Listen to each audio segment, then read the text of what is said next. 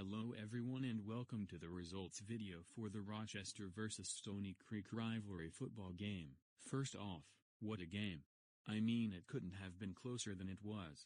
A very even matchup to say the least. Although Rochester could not pull it off, it was still a very intense game and both teams played their best. Truly one of the best games of the year so far. The game started off with Rochester getting an interception. The first quarter came by and neither team could score. In the second quarter, Stoney Creek scored and eventually Rochester did. The game was tied 7-7 at the half, not to mention a nice quarterback sack which results in a fumble and the Falcons picked up the ball to end the first half. The second half came around and both teams scored, making the score 14-14. Stoney Creek scored first and later on Rochester came back to tie the game. Rochester held on to the ball until the end of the game. It's too bad we couldn't get into field goal range to at least attempt 3 points. And for the first time in a few years, we went into overtime.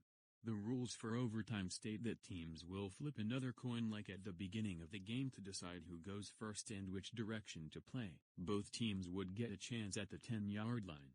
Rochester won the overtime coin toss and went first. Rochester went on to score the first touchdown, putting the score 21-14. Then it was the Cougars' turn. The Falcons stopped them up until fourth down, in which the Cougars passed the ball and scored a touchdown. Then going for the 2-point conversion, the ball was fumbled but quickly picked back up. Stoney Creek rushed in and won the game. While the Falcons thought they had recovered a fumble, the refs claimed that Stoney Creek got it in the end zone. The final score of the game was 21-22. Honestly, here are my thoughts. This was definitely a game the Falcons should have won. We didn't play our best considering we had a very sloppy first half.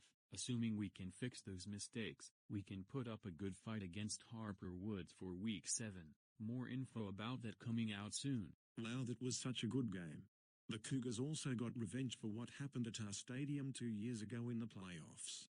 I'm so happy for my team. Yeah, it was quite the game. Good luck this week against Adams. It'll be tough, but you may be able to pull it off. Adams has several injured players at the moment. Thanks, we'll be training hard this week. Good luck to you as well for the remainder of the season.